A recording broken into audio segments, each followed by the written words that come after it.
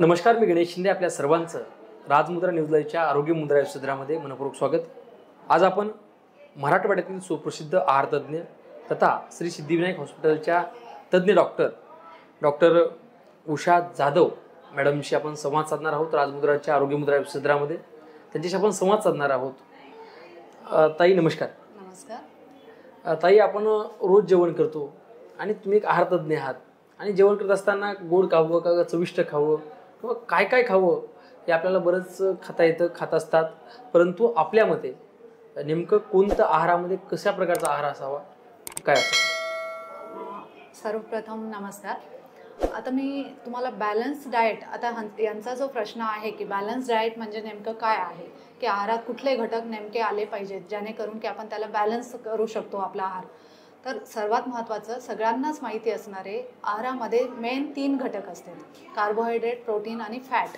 तर ते एक आम्ही आहार तज्ज्ञ आहोत, ते एक बॅलन्स डाएट बनवताना त्याचे एक जेवढे पर्सेंटेज आहे तुमच्या आहारामध्ये कार्बोहायड्रेट किती पाहिजे किंवा प्रोटीन किती पाहिजे किंवा फॅट किती पाहिजे ह्या पद्धतीने एक तक्ता तयार करून देतो. युजली आपण पाहतो डायटिशियनकडे गेल्यानंतर आपल्याला एक चार्ट दिला जातो किंवा तुम्हाला कॉन्सिल केलं जातं की तुमच्या आहारामध्ये प्रथिने किती असावे, म्हणजे प्रोटीन किती असावं, कार्बोहायड्रेट किती असावेत आणि फॅट किती असावं. आता जनरली आपण पाहतो हे फॅट कशामध्ये आहे किंवा कार्बोहायड्रेट कशामध्ये आहे किंवा प्रोटीन कशामध्ये आहे हे प्रत्येकालाच माहिती असतं असं नसतं. तर आपल्याला सगळ्यात महत्त्वाचं की हे घटक कुठल्या गोष्टीमध्ये जे आपण खातो त्या नेमक्या कोणत्या गोष्टी आहेत ज्याच्यातून आपल्याला प्रोटीन मिळेल. तर आपण प्रोटीन डाएट घेताना दुग्धजन्य पदार्थ म्हणजे दूध आहे, दही आहे, पनीर आहे, तर दुधापासून बनलेल्या प्रत्येक गोष्टी घेतल्या पाहिजे जेणेकरून आपल्याला हाय प्रोटीन डाएट मिळू शकतं त्याच्यातून. दुसरं प्रोटीन सोर्स असतो डाळी, कडधान्य, ह्याच्यातून सुद्धा आपल्याला प्रोटीन मिळतं. आणि काही आपलं नॉन व्हेजिटेरियन सोर्स आहेत जे की नॉनव्हेज आहे, अंडी आहेत, ह्याच्यातून सुद्धा प्रोटीन मिळतं. तर हे प्रोटीन सोर्स आहेत ते आपल्या जेवणामध्ये इन्क्लूड केलं तर आपल्या प्रथिनांची जी रिक्वायरमेंट आहे ती पूर्ण होते. आता सेकंड आहे कार्बोहायड्रेट. कार्बोहायड्रेट देताना आपण म्हणतो की नेमकं कार्बोहायड्रेट कुठल्या गोष्टीमध्ये आहे. तर आपण जे भात खातो, चपाती खातो किंवा भाकरी खातो ह्याच्यामध्ये कार्बोहायड्रेटचं प्रमाण जास्त असतं आणि त्याच्या थ्रू आपण कार्बोहायड्रेटची रिक्वायरमेंट जी आहे ती पूर्ण करतो. आता राहिलं फॅट म्हणजे आपण जे ऑइल घेतो, बाकी जे पनीरमध्ये किंवा चीज वगैरे ह्या गोष्टी ज्या आहेत त्याच्यामध्ये जे फॅट असतं, तेल, तूप ह्या गोष्टीमधून जे जातं ते फॅट आहे आणि त्याची रिक्वायरमेंट अगदी बाकी दोन्ही घटकपेक्षा कमी प्रमाणात घ्यायला पाहिजे. आता याच्या व्यतिरिक्त मायक्रोन्यूट्रियंट जे की विटॅमिन्स आहे किंवा मिनरल्स आहेत ते सुद्धा आपण आपल्या जेवणामध्ये इन्क्लूड करतो आणि त्याच्या थ्रू आपण एक बॅलन्स डाएटचा तक्ता तयार करतो. त्या पद्धतीने आपण पेशंटला किंवा नॉर्मल डाएटसुद्धा आपण त्या पद्धतीने दिलं जातं. नक्कीच, म्हणजे घेतलं पाहिजे सगळं थोडं प्रमाणामध्ये आणि त्या बॅलन्स शीटच्या प्रमाणे घेतलं पाहिजे. आता दैनंदिन जीवनामध्ये आपण आहार ज्यावेळेस घेत असतो, आहार विहार जो करतो तो योग्य आहे का नाही हे म्हणजे कसं ओळखायचं, काय करायचं, आपल्याला काय वाटतं? जेव्हा आपल्याकडे व्यक्ती येतो ॲज अ पेशंट म्हणून येतो किंवा काउन्सिल करण्यासाठी, डाएट काउन्सिलिंगसाठी जेव्हा एखादा पेशंट येतो किंवा व्यक्ती येतो त्यावेळेला आपण पाहतो की त्यानं कसा आहार घेतो हे आम्ही त्याच्याकडून पहिले ऐकून घेतो की तो काय खातो, किती वाजता उठतो, एक्सरसाइज काय आहे, तुमची दैनंदिनी वर्क कसं आहे, ह्या गोष्टी सगळ्या पाहतो आणि त्यानुसार तो काय खातो त्या पद्धतीनं आपण त्यांना काउन्सिल करतो. म्हणजे आता एखादा व्यक्ती येतो, तो म्हणतो की मी उठतो 8 वाजता, त्यानंतर नाश्ता न करता डायरेक्टली मी 11-12 वाजता जेवतो, त्यानंतर 12 नंतरचं जे काम आहे ते आटपल्यानंतर रात्री झोपायच्या पहिले 1 तास जेवतो. तर ह्या पद्धतीची जी आपली जेवणाची पद्धत आहे ती अगदी चुकीची आहे. आपण आपल्याला डिसिप्लिन म्हणतो आमच्यामध्ये. आता आपण डिसिप्लिन म्हटलं की स्वतःला लावणारं डिसिप्लिन म्हणतो, तर तसं नाही. जेवणाची डिसिप्लिनसुद्धा अगदी महत्त्वाची आहे. तुम्ही किती वाजता उठता, तुम्ही ब्रेकफास्ट कसा करता, लंच कसं करता आणि रात्रीचं डिनर किती वाजता झोपायच्या किती तास पहिले करता हे अगदी महत्त्वाचं असतं. तर तुमची दैनंदिनीनुसार तुमचा आहारसुद्धा तुम्ही त्या पद्धतीने घेतलं पाहिजे. तुमचं वर्क कसं आहे, हेवी वर्क आहे, तुम्हाला त्या पद्धतीने हेवी डाएट घेतलं पाहिजे. तुमचं सेडेंटरी लाईफ आहे, जसं आमचं एका ठिकाणी बसावं लागतं 5 तास 6 तास, त्यावेळेला तुम्ही त्या हिशोबानं डाएट तुमचं ॲडजस्ट केलं पाहिजे. तर ह्या पद्धतीने जर तुम्ही डाएट घेत राहिलात तर तुमचं एक दैनंदिनीनुसार डिसिप्लिन डाएट घेतल्यानंतर तुमचं एक बॅलन्स डाएट घेतल्यानंतर एक संतुलित जीवन जगता येईल. ताई नक्कीच बरोबर आहे. परंतु सध्या धावपळीचे जीवन आहे. जीवन जगत असताना बऱ्याच वेळेस आपण काय खातो काय नाही लक्षात बी राहत नाही, काही होत नाही. मग ज्यावेळेस एखाद्या आपल्याला शरीरामध्ये पोटॅशियम, आपल्याला काही बरेच काही घटक असतील, विटॅमिन्स असतील, कॅल्शियम असतील, हे जे घटक जर कमी मिळाले तर याचा परिणाम शरीरावर काय होतो का? कसा हो, होतो? बऱ्याच वेळेला आता काय होतं, आपण जनरली आता इन पब्लिकमध्ये आपल्याला जनरली बऱ्याच वेळेला आपण हॉस्पिटलमध्ये कोणी असेल तर आपण असंच बोलून जातो की अरे त्याचं इलेक्ट्रोलाइट इम्बॅलन्स झालेलं आहे. आता एक्झॅक्टली इलेक्ट्रोलाइट म्हणजे काय? आपल्या ज्या बॉडीमध्ये जे आहे पोटॅशियम, कॅल्शियम ज्या गोष्टी आहेत ते कमी पडल्यानंतर जे इम्बॅलन्स होतं त्याला आपण इलेक्ट्रोलाइट इम्बॅलन्स म्हणतो. इलेक्ट्रोलाइट म्हणजे हेच पोटॅशियम, कॅल्शियम तुमचं जे आहे त्या गोष्टी तुम्हाला भाज्यांमधून, फळांमधून मिळत असतात. जर तुम्ही रुटीन जेवणामध्ये भाज्या नाही ॲड केल्या, फळं नाही ॲड केले तर तुमचे हे जे न्यूट्रिएंट आहेत त्याचं बॅलन्स बिघडतं आणि ते इलेक्ट्रोलाइट इम्बॅलन्स होतं. तर ह्या पद्धतीनं आपण ते सगळ्या गोष्टी संतुलित ठेवण्याचा प्रयत्न केला पाहिजे की भाज्या घेतल्या पाहिजे, फळं घेतले पाहिजे, रुटीन हायड्रेशन फार महत्त्वाचं असतं, तर हायड्रेशनसुद्धा मेंटेन केलं पाहिजे. नक्कीच ताई, आपण पाहत होतो की जे काही आजार होते, जे आजार पुढे ते 50 वर्षानंतर आजार यायचे, परंतु ते आजार आता जवळपास 16 वर्षापूर्वी बरेच आजार होतात. BP झालं, शुगर झालं, खूप काही आजार आहेत. आणि ह्या आजारामध्ये बरेच जण आपल्याला सांगत असतात की हे खाऊ नका, हे खा, हे खाल्ल्यामुळे शुगर तुमचं हे व्हायलंय, तुम्ही चहा कमी घ्या, जे अशा बरेच सजेस्ट करतात. परंतु तुम्ही तज्ज्ञ आहात, तुमच्या मते काय सांगाल त्याला? आता आपण जनरली पाहतोय की आपल्या पब्लिकमध्ये सगळीकडे ओबेसिटी म्हणजे वाढलेलं वजन हे एक मूळ कारण आहे बऱ्याचशा आजारांचं. आता तुम्ही जसं म्हटलं की डायबिटीज आहे, थायरॉईड आहे, हायपरटेन्शन आहे, ह्याचं सगळ्यांचं मूळ कारण आहे ओबेसिटी. तर ओबेसिटी काय येते? आजकाल आपण सगळीकडे पाहतो की सेडेंटरी लाईफ झाले, म्हणजे लॅक ऑफ एक्सरसाइज आहे, म्हणजे लोकांनी एक्सरसाइज करत नाहीत, एका ठिकाणी 8-8 तास बसून काम करतात, कम्प्युटर असो, स्क्रीन असो, त्यामुळे झालं. आणि जेवणाची चुकीची पद्धत. आजकाल आपण बऱ्याच वेळेला पाहतो की वर्कलोड जास्त आहे असं समजून सकाळी जेवलं की डायरेक्ट रात्री जेवलं जातं. तर ह्या पद्धतीची जी आपली जीवनशैली आहे त्यामुळे हे आजार आपल्याला होत आहेत किंवा आपणच स्वतःहून त्या आजारांना निमंत्रित करत आहोत की आपलं लाईफस्टाईल आपण बदलत नाही, एका ठिकाणी बसून राहतो. मग आपण बाहेर आता ऑफिस वर्क असतं, बऱ्याच जणांचं आपण पाहतो की ऑफिसमध्ये वर्क करतात, मग जेवण सकाळी करून आलं पण इन बिटवीन आपल्याला भूक लागते, त्यावेळेला आपण काय करतो, बाहेरच्या समोसा किंवा जे पॅकेज फूड आहे ते मागवतो आणि ते खातो. त्यामुळं काय होतं, आपलं जे बॅलन्स आहे तुमचं त्यामध्ये फॅट जातं, जे गोष्टी नको आहेत त्या गोष्टी आपण खातो. त्यामुळं मग फॅट वाढलं की तुमचं ओबेसिटी वाढते, ओबेसिटी वाढलं की थायरॉईड, डायबिटीज किंवा हायपरटेन्शन ह्या गोष्टी तुमच्या मागे येतात. तर ह्यासाठी ह्या गोष्टी टाळल्या पाहिजेत. तुम्हाला जमेल तसं 3 प्रकारचं डाएट घेतलंच पाहिजे. सकाळचा ब्रेकफास्ट घरून निघताना केलाच पाहिजे. दुपारचं जेवण कमीत कमी एकदा, म्हणजे जेही असेल, घरचं असेल तर बेटर आहे किंवा कॅन्टीनचं असेल तर फूड ऑफ चॉईस महत्त्वाचं आहे. आणि रात्रीचं जेवण हे 2 तास पहिले झोपायचं झालं पाहिजे. नक्कीच. आता दुसरी एक, आता शुगर जे चालू आहे आपलं, शुगर होऊ नये यासाठी कोणते आहार घेणं गरजेचं असतं? हो, आता सगळ्यात महत्त्वाचं, मी डायबेटिक काउन्सिलर म्हणून मागच्या 7 वर्षापासून काम करते. तर मी रोज प्रश्न पडतो मला की लोकांना शुगर इतकं जास्त का प्रमाणात होत आहे?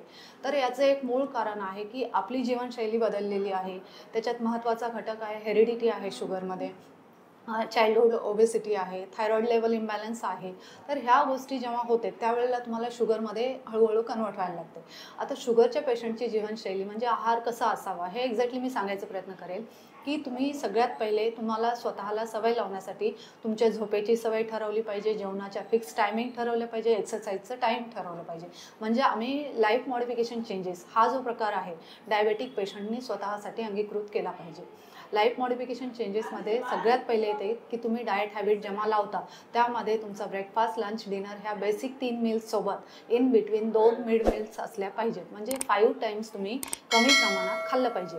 म्हणजे स्मॉल क्वांटिटी असली पाहिजे, फ्रिक्वेन्सी जास्त असली पाहिजे. त्याच्यामध्ये शुगर कम्प्लिटली अवॉइड करायचं.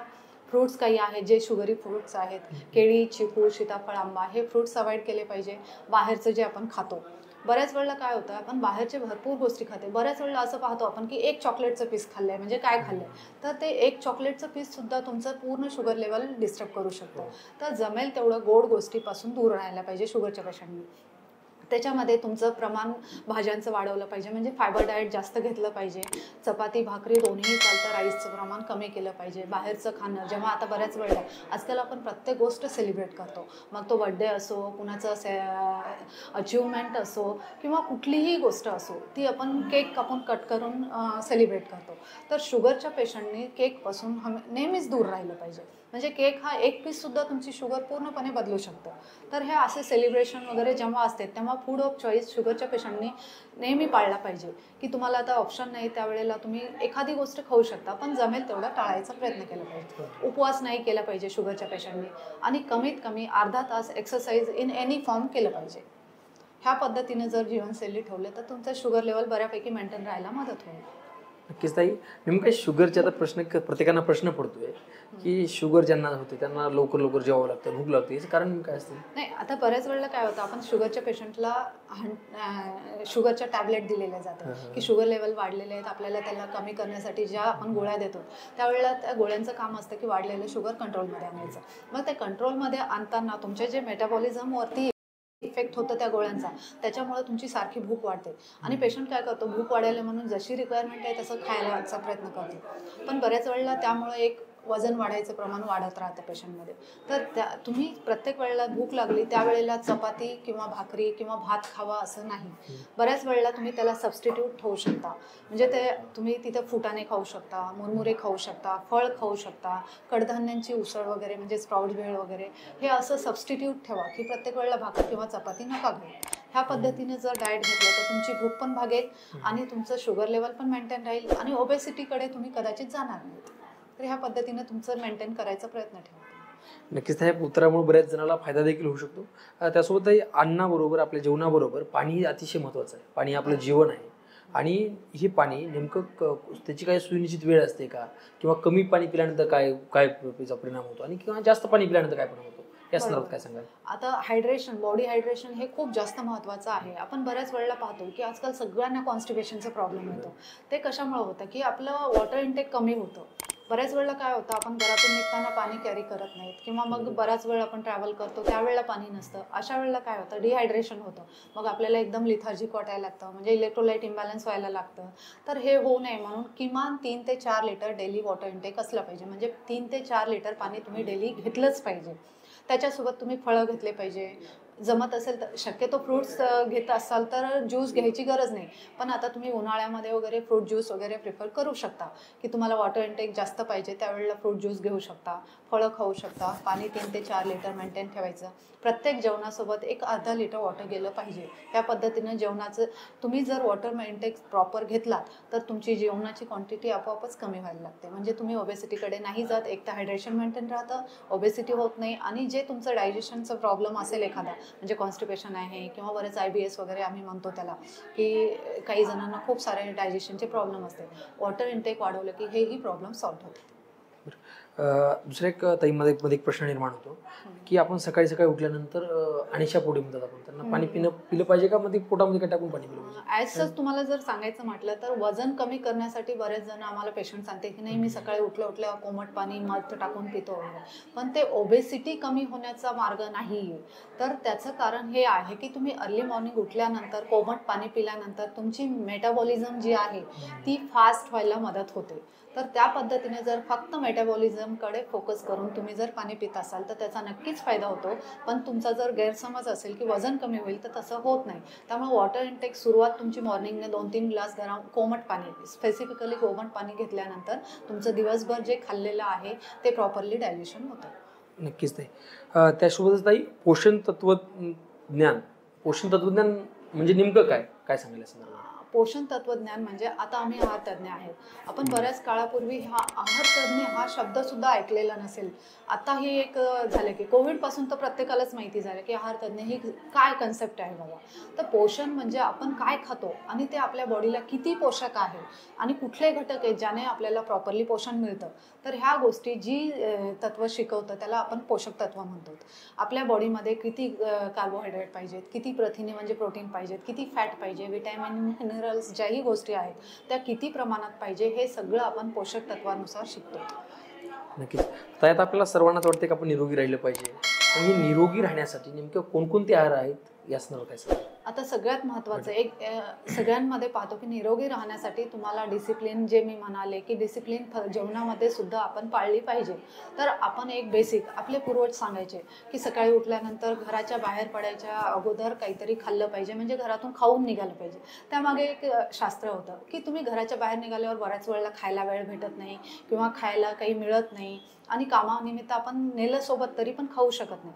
तर अशा वेळेस तुम्ही घरातून निघताना ब्रेकफास्ट हा केलाच पाहिजे, दुपारचं जेवण केलंच पाहिजे, रात्रीचं जेवण केलंच पाहिजे. हे बेसिक 3 मील्स घेतल्याच पाहिजे. त्यामुळे तुम्हाला काय होईल, तुमचं निरोगी जीवन जगण्यासाठी मदत होईल.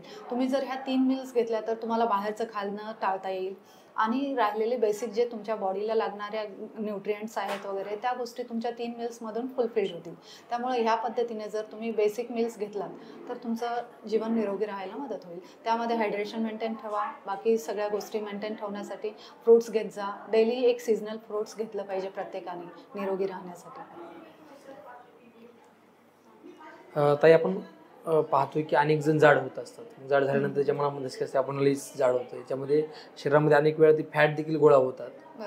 आणि या परिस्थितीवर त्यावेळेस कुठे जाड झाले की माणसाला वेगळं वाटतं, काय उपाशी राहावं, काय करावं, सुधरत नाही.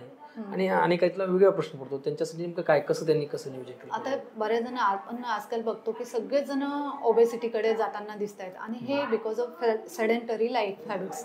तर फॅट जे आहेत, ओबेसिटी ज्यांची आहे त्यांनी शक्यतो आपली जे रुटीन आहे ते चेंज केलं पाहिजे. सकाळी उठल्यानंतर कमीत कमी कुठल्या तरी फॉर्ममध्ये अर्धा तास व्यायाम केला पाहिजे. जेवणाची पद्धत म्हणजे तुम्ही कमी जेवा, पण क्वांटिटी कमी जरी ठेवलं तर फ्रिक्वेन्सी म्हणजे जे 2 वेळा जेवते त्यांनी तीच क्वांटिटी 4 वेळा डिवाइड फॉर्ममध्ये घेण्याचा प्रयत्न करा.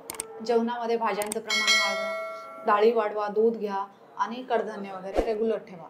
तर ह्या सगळ्या सोबत तुम्ही उपास करू नका. बाहेरचं खाणं टोटली बंद करा.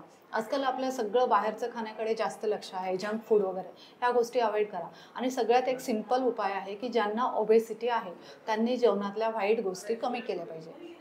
काही गोष्टी तर कम्प्लीट बंद केल्या पाहिजे. म्हणजे आपली साखर खातो आपण, साखर खाण्याहून फार काही अडत नाही, ती गोष्ट तुम्ही पूर्णपणे जेवणातून काढू शकता. मैदा आहे, मैद्याच्या गोष्टी टाळा. साबुदाणा आहे तो बंद करा, मीठ कमी करा, भात कमी करा. ह्या जर एवढ्या गोष्टी जरी कमी केल्या तर तुमचं वजन कमी व्हायला मदत होईल. नेमकं तुम्ही ताई भात म्हणलात, भात तर हलका अन्न आहे. ते जाड होणाऱ्या लोकांना हलका अन्न म्हणजे पचाव म्हणून जास्त ऍक्च्युली एक प्रकार असतो ग्लायसेमिक इंडेक्स नावाचा प्रकार असतो. भाताचा ग्लायसेमिक इंडेक्स जास्त असतो आणि बऱ्याच जणांना आपण असं पाहतो की काही जण रोज भात खातात. आपण आंध्रामध्ये पाहतो रोजच भात खाल्ला जातो, पण त्यांचं वेट वाढत नाही कारण त्यांच्या बॉडीने अडॅप्ट केलेलं आहे. ते भाताचा जरी ग्लायसेमिक इंडेक्स जास्त असेल आणि कॅलरीज वगैरे जास्त प्रोव्हाइड करत असेल तरी पण त्यांच्या बॉडीला त्या गोष्टीची सवय झाली, त्यामुळे ते आता वजन नाही वाढत.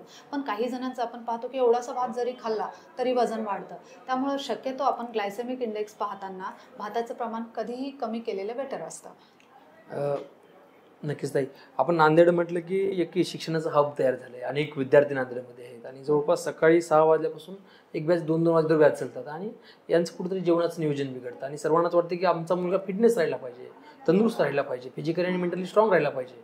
मग या विद्यार्थ्यांनी म्हणजे सकाळी ट्युशन असतं, लगेच शाळा असते, लगेच संध्याकाळी ट्युशन झालं आणि संध्याकाळी लगेच अभ्यास करून घेतलं. म्हणजे या विद्यार्थ्यांना फिजिकली आणि मेंटली चांगलं राहण्यासाठी त्यांनी कोणता आहार घ्यावा, कसा घ्यावा, काय सांगाल तुम्ही? बरोबर आहे, हा प्रश्न खूप महत्त्वाचा आहे. कारण आजकाल आपण बघतो की मुलांमध्ये कॉन्फिडन्स आहे पण ते एक्झामच्या वेळेला स्वतःला प्रेझेंट करायला कुठेतरी कमी पडते. मग त्या फिजिकल लेवलवर असो किंवा मेंटल लेवलवरती म्हणजे त्यांचा अभ्यास कमी पडला असं नाही, पण तुमचं लॅक ऑफ न्यूट्रिशन म्हणा किंवा तुमच्या ज्या गोष्टी पाहिजेत तुम्हाला तुमचं ब्रेन कूल ठेवण्यासाठी, IQ वाढवण्यासाठी, त्या गोष्टी कुठंतरी कमी पडत असतात. त्यावेळेला काय होतं की मेंटल स्ट्रेस वाढतो मुलांचा. आता बेसिक डाएटचा इम्पॉर्टन्स काय आहे तुमच्या स्टुडंट लाईफमध्ये, तर 5 फेजेस आहेत जे की तुमच्या त्या फेजेस इतके महत्त्वाचे आहेत, त्या तुमच्या डाएटवर डिपेंड असतात. सगळ्यात महत्त्वाचं आहे फिजिकल फिटनेस आहे. त्याच्यामध्ये फिजिकल फिटनेसमध्ये काय येतं, मुलांनी कुठलेही स्टुडंट असो 10वी पासून 12वी पर्यंतच्या प्रत्येक स्टुडंटनी स्वतःला एक्सरसाइजसाठी वेळ दिला पाहिजे, ज्यासाठी की तुमचं फिजिकल फिटनेस वाढेल आणि तुम्हाला मेंटल फिटनेससाठी सुद्धा त्याची हेल्प होईल. आता दुसरं आहे मेंटल फिटनेस. तर मेंटल फिटनेसमध्ये काय आहे की बरेच जण आजकाल पाहतो आपण एक्झाम आले की स्ट्रेस आला, एन्झायटी आली, बरेच जण सगळा अभ्यास करतात, वर्षभर एकदम चांगला परफॉर्मन्स असतो, पण ऐन वेळेला त्यांचं काय होतं की त्यांना स्ट्रेस येतो, एन्झायटी येते आणि ते पेपरमध्ये बऱ्याच वेळेला खूप साऱ्या चुका करून येतात. तर हे तुमचं लॅक ऑफ न्यूट्रिशनमुळं असतं. तर शक्यतो हे असं होऊ नये म्हणून स्वतःला एक सवय लावायची की तुम्ही अगदी हेल्दी डाएट घेतलं पाहिजे. 3 वर्ष बाहेरचं कम्प्लीट बंद करायला पाहिजे. डेली एक सीझनल फ्रूट्स घ्यायला हवं. तुमचं भाज्यांचं प्रमाण भरपूर असलं पाहिजे. बाकी जे प्रोटीन आहेत, प्रोटीन डाएट वाढवलं पाहिजे. डेली एक्सरसाइज केली पाहिजे. स्लीप आवर्स फिक्स असले पाहिजे. स्क्रीनिंग टाईम तुमचा आजकाल पाहतो आपण मुलं व्हिडिओ पाहतात, अभ्यासाचेच असतात, पण ते व्हिडिओचं तुमचं स्क्रीनिंग टाईम 5 ते 6 तास असतं. त्याचा इफेक्ट तुमच्या ब्रेनवरती होतात. तुमचं मेंटल फिटनेस फिटनेस जर पाहिजे असेल तर तुमचं डाएट प्रॉपर ठेवा, स्क्रीनिंग टाईम कमी करा आणि रेग्युलर एक्सरसाइज केलं पाहिजे. आता थर्ड आहे तुमचं अकॅडमिक परफॉर्मन्स कसा होतो.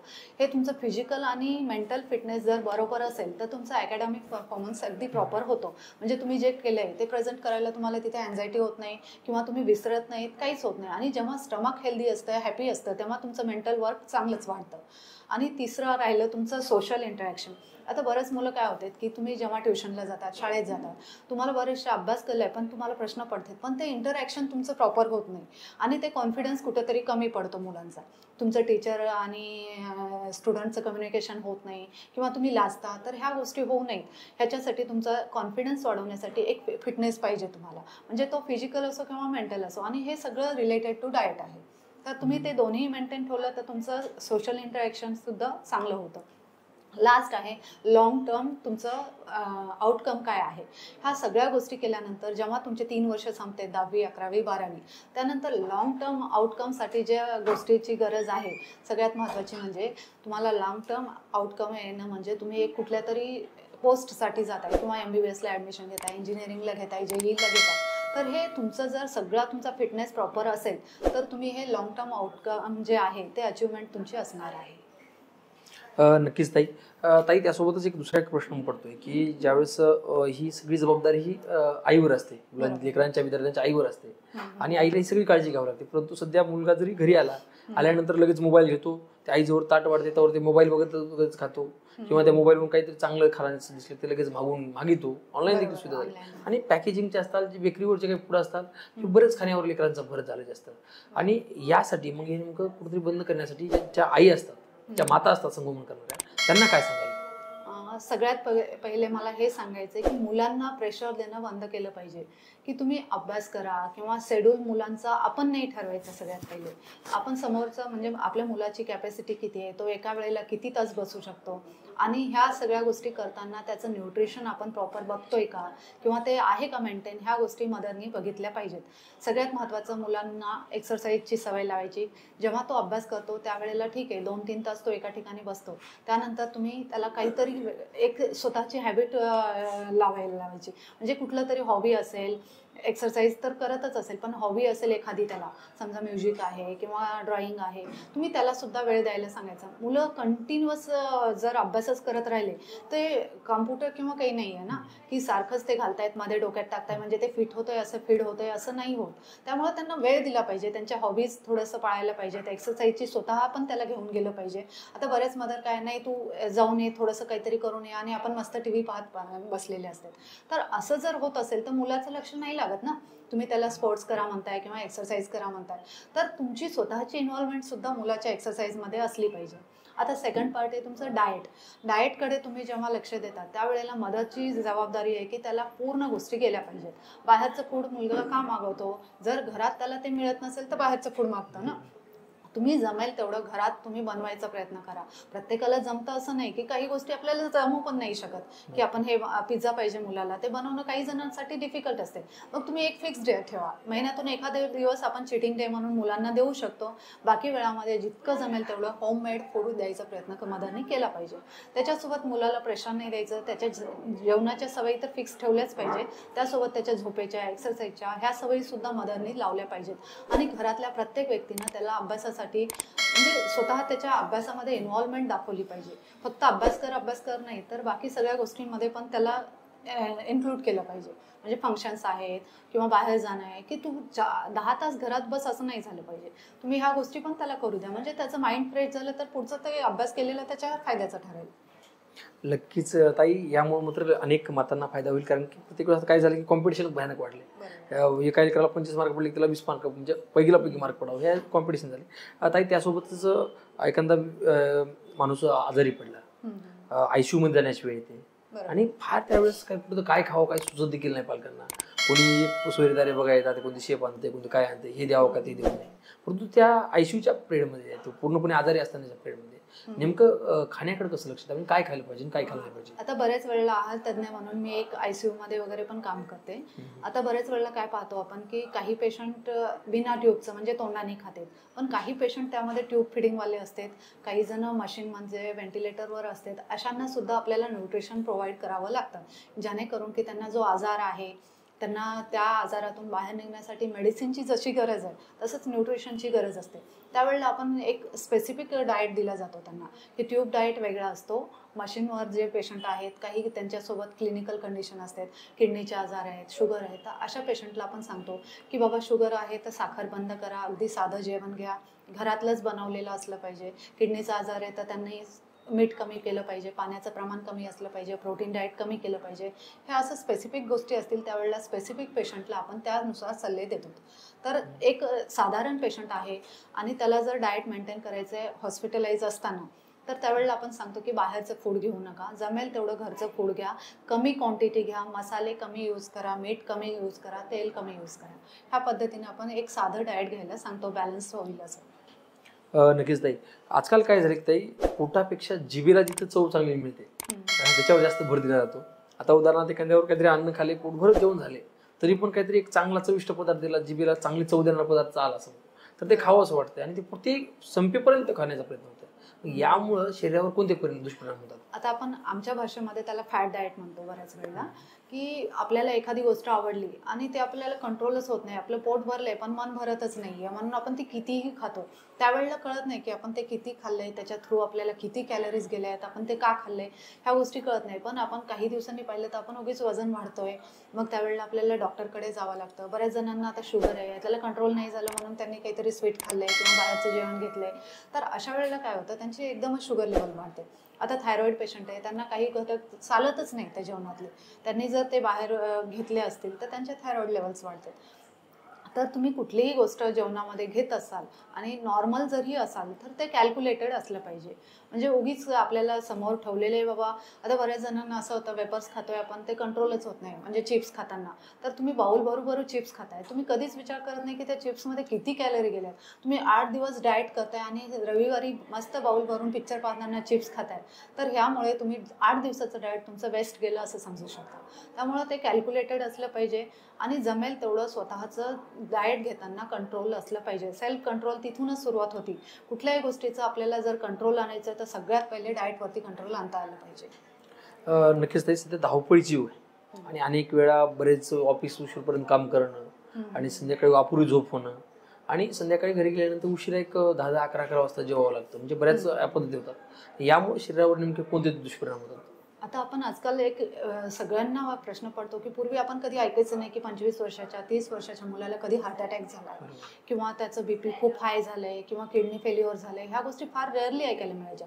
पण आताच्या याच्यामध्ये बघतो तर इन जनरल सगळीकडे ह्या गोष्टी होत आहेत की 30 वर्षाच्या मुलाला हार्ट अटॅक येतो. तर हे काय आहे? तुमचं धावपळीचं जीवन आहे, तुमचा स्ट्रेस वाढला आहे, लॅक ऑफ एक्सरसाइज आहे, रात्रीला तुमचं काम वाढलेलं आहे त्यामुळे झोप होत नाही, म्हणजे लॅक ऑफ स्लीप आहे. तर ह्या सगळ्या गोष्टीचा इफेक्ट तुमच्या बॉडीवरती होतं आणि बॉडी सिस्टीममध्ये तुमचं हार्ट प्रॉपरली काम करत नाही, जर त्याला प्रॉपर न्यूट्रिएंट मिळत नसतील, तुमचं ब्रेन काम करत नाही आणि त्याच्यामध्ये तुम्हाला बॉडीला लागणाऱ्या सगळ्या गोष्टी नसतील तर तुम्ही लिथार्जिक होता. आणि ह्या सगळ्या गोष्टी जर मेंटेन ठेवायच्या असतील तर तुम्हाला प्रॉपर डाएट घ्यावं लागतं. नाही, रात्री आता उशिरा जेवल्यानंतर कसं पचणं, नंतर पोट बिघडणं, गुबार, हे सगळंच आलं ना. तुमचं जे हार्ट अटॅकचं मी एक्झाम्पल दिलं त्यामध्ये हे आलं की तुम्ही रात्री लेट जेवलात. आता समजा झोपताय 12ला, जेवताय 11 वाजता आणि युजली आपल्या इंडियन डाएटमध्ये मसाले जास्त यूज केले जातात, तेल जास्त यूज केलं जातं. तर ह्या गोष्टीमुळं काय होतं, तुम्हाला इंडायजेशन होतं, ॲसिडिटी होते, सकाळी उठलं की तुम्हाला एकदम हेवी वाटायला लागतं आणि ॲसिडिटी वाढलं की दिवसभर तुम्ही जेवण घेत नाही, त्याचा इफेक्ट तुमच्या कामावरती होतो, चिडचिड व्हायला लागते आणि एक तुमचा जे अकॅडमिक परफॉर्मन्स आहे ते कुठेतरी लो व्हायला लागतो. ताई, सध्या एक ट्रेड चालू आहे की थोडं स्लिम राहावं, पातळ राहावं आणि थोडं चांगलं दिसण्यासाठी काय बऱ्याच गोष्टी होतात. त्यामध्ये महिला तर बऱ्याच गोष्टी करत असतात.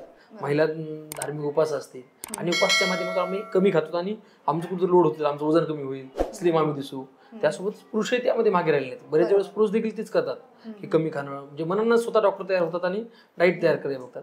आणि याचा परिणाम त्यांच्यासाठी चांगला होतो का त्याचा काही परिणाम वाईट होतो? नाही, आपण बऱ्याच वेळेला म्हणतो की उपवास केल्यानंतर वजन कमी होतं, पण तुम्ही उपवास नेमका कसा करताय यावरती वजन कमी होतं का जास्त होतं हे डिपेंड असतं.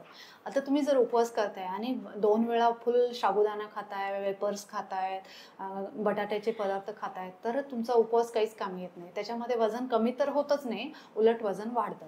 पण जर खरंच तुम्हाला उपवास करायचा असेल तर त्यावेळेला तुम्ही जे दिवसभर खाता ते कमी करा आणि त्याचा सबस्टिट्यूट म्हणून असं काहीतरी खा की ज्याच्या कॅलरीज कमी असल्या पाहिजे.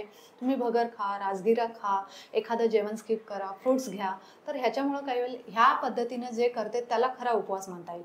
त्याने तुम्ही स्लिम होऊ शकता. पण जे खूपच साबुदाणा खाताय, बाहेरचं खाताय, आईस्क्रीम खाताय, उपवास आहे म्हणून भरपूर खाताय, तर तुमच्या कॅलरी उलट जास्त जातात आणि तुमचं वजन वाढायला लागते. शक्यतो उपवास करताना उपवास चांगल्या गोष्टींचा केला पाहिजे की तुम्ही चांगलं खाल्लं पाहिजे. फळं खा, बाहेरचं नका खाऊ, आईस्क्रीम वगैरे टोटली अवॉइड करा. ह्या पद्धतीने जर केला तर नक्की स्लिम राहू शकता, सुंदर दिसू शकता. ताई नक्कीच बरोबर आहे. त्यासोबत आता आपण पाहत असतो ग्रामीण भागात फिरत असताना पाहत असतो आणि बऱ्याच ठिकाणी की वडीलधारी माणसं म्हणतात की जेवण झाले त्याला जास्त पाणी पिऊ नये, लागली जेवण झाले त्याला लागलीच जास्त पाणी पिऊ नये. आणि ते डॉक्टर म्हणजे ते माणसं सांगणारे आपले डॉक्टर आहेत की आपल्याला वाटतं, परंतु ते खरंच योग्य आहे का आणि कशामुळे असतं ते? ऍक्च्युली कसं आहे, आपण जेव्हा जेवण घेतो त्यानंतर युजली आपण एक आयुर्वेदामध्ये पाहतो की जेवणानंतर जवळपास अर्धा ते 1 तासानंतर पाणी घ्यायला सांगितलं जातं. ते काय होतं, तुमची मेटाबॉलिझम जेव्हा पाणी घेतले तर थोडीशी मंदावली जाते. तर असं होऊ नये म्हणून आपण थोडंसं लेट पाणी घेतो की जे खाल्लेलं आहे ते प्रॉपरली पचायला लागतं. आणि त्या पचण्यासाठी जे आपल्याला सलायवा तयार होण्यासाठी पाणी लागतं वगैरे, तर ते थोड्या वेळाने घेतल्यानंतर आपली मेटाबॉलिझम चांगलं वर्क करते आणि जे खाल्ले ते प्रॉपरली डायजेस्ट व्हायला मदत होते. त्यामुळे थोडंसं लेट घेतलेलं चांगलं असतं कधी. एक दुसरी एक अशी म्हण आहे, सकाळी राजा, दुपारी प्रधान आणि संध्याकाळी भिकारी व्हावं, आणि जेवणाच्या बाबतीमध्ये असं लोक म्हणतात. या बाबतीमध्ये आपण कसं बघता? ऍक्च्युली बऱ्याच वेळेला आमचा सुद्धा एक आपण ट्रायंगल युजली पाहतो की ट्रायंगल ह्या पद्धतीचा असतो, पण आमचा जेव्हा डाएट ट्रायंगल असतो तो हा उलटा ट्रायंगल असतो. उलटा ट्रायंगल म्हणजे तुम्ही सकाळी जे जेवता ते भरपूर असलं पाहिजे, दुपारचं जेवण त्यापेक्षा थोडं कमी असलं पाहिजे आणि रात्रीचं जेवण अगदी कमी असलं पाहिजे. म्हणजे सकाळचं जेवण हे राजासारखं असलं पाहिजे, दुपारचं जेवण थोडंसं कमी आणि रात्रीचं जेवण अगदी भिकाऱ्यासारखं म्हणजे कमी क्वांटिटीमध्ये असलं पाहिजे. तर ह्या पद्धतीने जर घेतला तुम्ही तर तुमचं जे सकाळचं जेवण हेवी घेताय ते तुम्ही जे काम करता त्यामध्ये युटिलाइज होतं. दुपारचं जेवण थोडंसं कामाचा मंदावलेलं असतं ना लोड, तर ते थोडंसं कमी घेतलं तर ते युटिलाइज होतं. आणि रात्रीचं जेवण झोपायच्या 2 तास पहिले आणि अगदी लिमिटेड क्वांटिटीमध्ये घेतला तर त्या ट्रायंगलनुसार जर डाएट घेतला तर तुम्हाला ओबेसिटी आयुष्यात कधी येणार नाही. ह्या पद्धतीनं डाएट घेतला पाहिजे त्यांना. नक्कीच ताई, खरंच हे उत्तर सगळ्यासाठी कामाचं आहे, कारण की कुठेतरी तुम्ही जे सांगता त्यापेक्षा उलट चाललंय. सकाळी नाश्ता करता, संध्याकाळी रिटाऊन. आपण युजली आपल्या ट्रायंगलच्या हिशोबाने चालतो. नक्कीच आरोग्य जर चांगलं राहण्यासाठी ताईंनी जी काही उत्तरं सांगितली प्रश्न ती अतिशय महत्त्वाची आहेत. ताई, त्यासोबत आता जाता जाता राजमुद्रा न्यूजच्या माध्यमातून सगळे प्रेक्षक आपले पाहत आहेत, त्यांच्या निरोगी आयुष्यासाठी काय सांगाल? सगळ्यांनी स्वतःला डिसिप्लिन बनवा. त्यामध्ये सगळ्यात पहिले आहे की तुम्ही स्वतःला एक्सरसाइजची सवय लावा. मिनिमम अर्धा तास इन एनी फॉर्म तुम्ही एक्सरसाइज केली पाहिजे. त्यानंतर बॅलन्स डाएट घेण्याचा प्रयत्न केला पाहिजे. स्लीप कमीत कमी 6 तास रात्रीची झोप झालीच पाहिजे. आणि मेंटल स्ट्रेस रिलीज करण्यासाठी एक काउन्सिलरची गरज पडली तर काउन्सिलिंग घ्या किंवा स्वतः तुम्ही मित्र बनवा, स्वतःच्या हॉबीज जपा आणि एक निरोगी लाईफ जगण्यासाठी स्वतःला प्रिपेअर करा.